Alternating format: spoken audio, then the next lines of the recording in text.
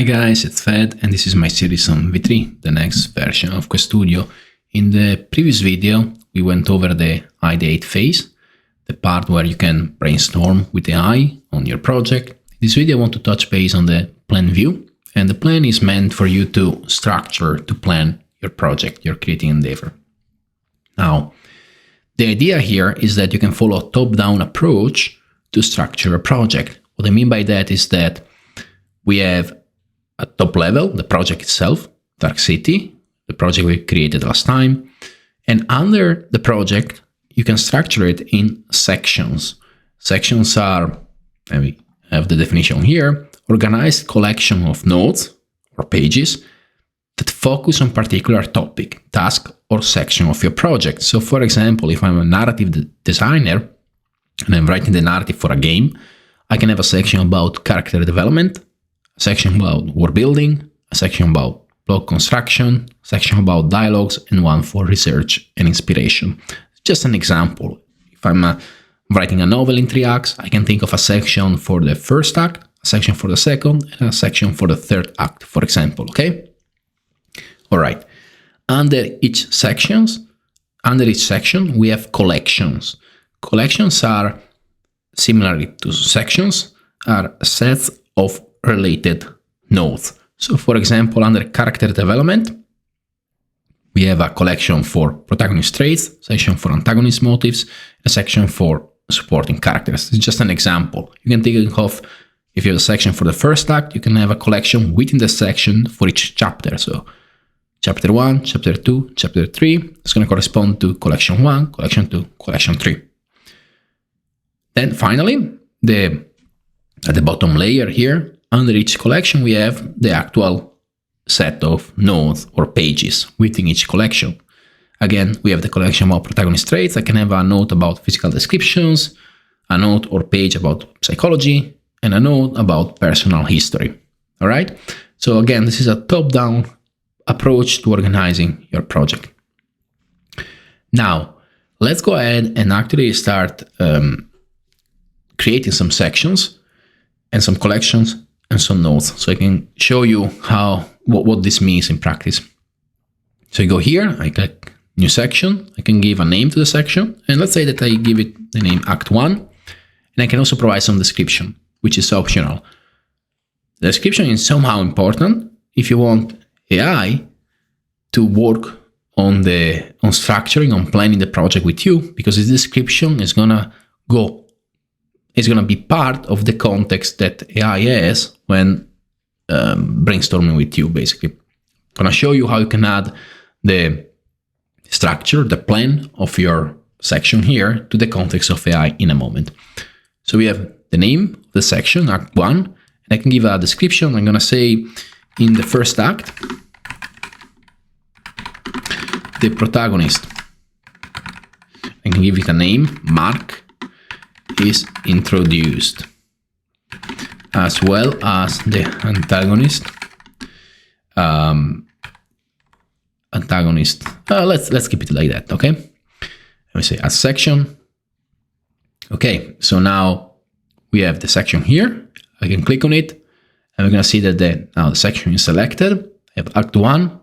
We don't have any collections yet, and we can start adding a collection. So I'm gonna add the first collection. I'm gonna call it Chapter 1, and then I'm going to add another one. I'm going to say Chapter 2.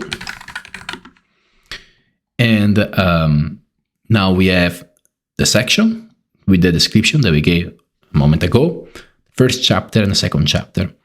I can decide whether or not I want to show these details, so I can hide this detail if I don't like it. The same for collections and note details, okay? So let's go ahead and let's add some details about the first chapter. You can say in the first chapter, the protagonist, Mark, is described in his own apartment, introduced. His own apartment. Okay, let's save it. And now you see that I have this description here appearing here. This is actually useful for me as I'm planning this project here to remember what an act is about, what a collection is about, what the notes are about, and so on. Again, I can decide to hide this thing or not by clicking on this checkbox here. But I also want to show you that you can provide this information, the structure of your project with the act, with the chapters and so on, to the AI. Okay, so I can go here and say add to context, and if I click on this checkbox here, you're going to see that this Act 1 is going to appear here, telling you that the structure here of the first act is known to the thread here, to the AI. And indeed, if I ask something along the lines of, what is Act 1 about? It should know what Act 1 is about, it should know the structure, and should reply accordingly.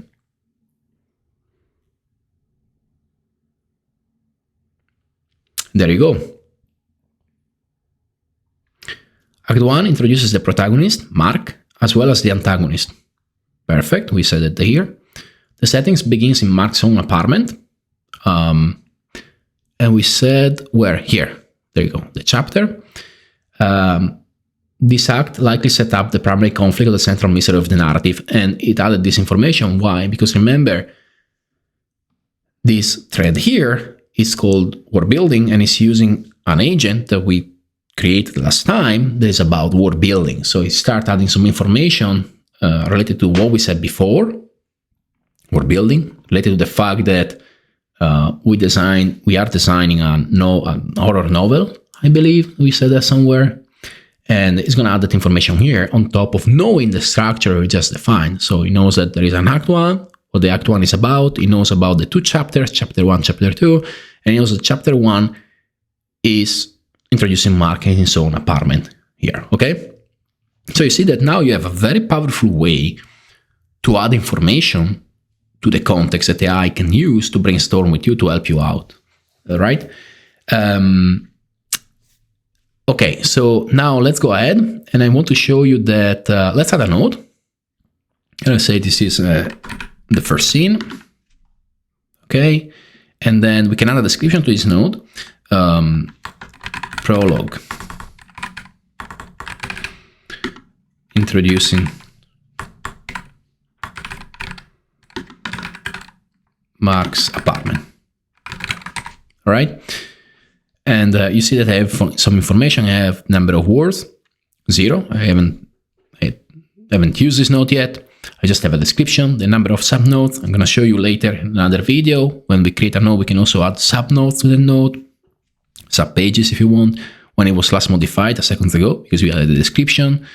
And you see that here we can add this node to the context, the full node. So the AI is aware about the content of this node, which is empty now. So we are going to be able to add a thumbnail. If you want to visually recognize your node, we can summarize the node. There is something to summarize now. And we can obviously delete the node, okay? Let's add another one here and say that this is, I don't know, scene 2. These don't really make sense now. I'm just adding here some random names to show you what this is about. And we don't need to give any description. So we have this view here, which is a card view. We can see the nodes as a card here, very similar to Jira. And we can also switch to a list view if you want to have a more compact view of the structure of your act, like this, okay? So like card view, I'm going to leave it like that. What else can I show you? I want to show you that we have the Nexus here. So the Nexus here is basically a new type of advanced AI that we are building for QuestStudio. It's in pre-release, it's a prototype, but the idea is that the Nexus is aware of your project in its own entirety, and it's going to help you out in different phases while working on your project.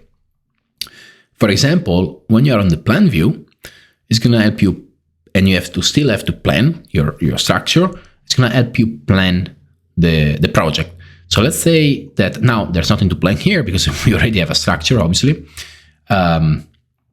But let's say that, let's actually delete everything. So I'm gonna delete this node. I'm gonna delete this collection. I'm gonna delete this node here. I'm gonna delete this collection here. And I'm also going to delete the section, right? So nothing is here. Now you see that the Nexus recognizes that we haven't planned anything. We don't have any structure here. So it's gonna propose to help you out by planning with you.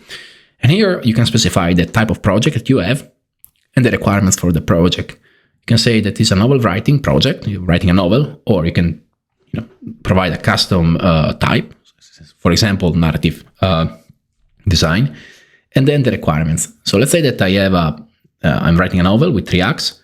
I run the Nexus here, and it's going to propose a plan, a structure for your project. And it says that, okay, if you're writing a novel, I can propose you to use 3 sections, section 1, 2, and 3.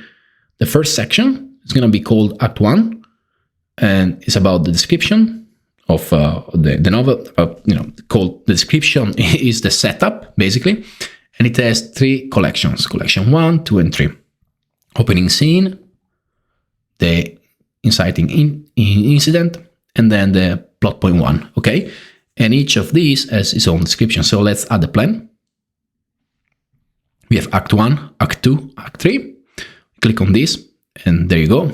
We have the setup, opening scene, incident, plot point 1.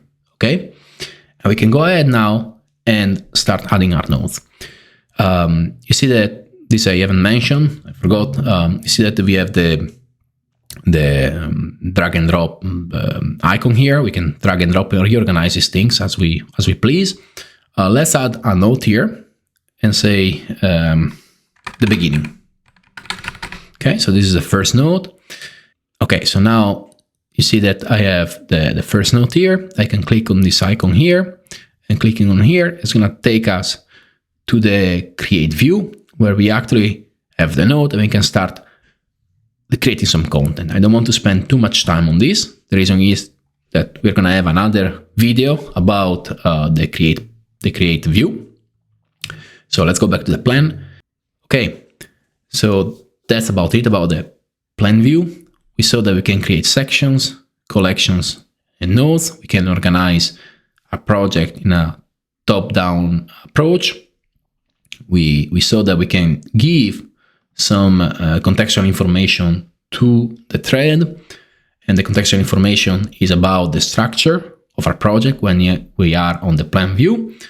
We saw that we can use the Nexus here to help us plan the structure of our project, and in the next video we're going to see how to actually start creating some content on the create view.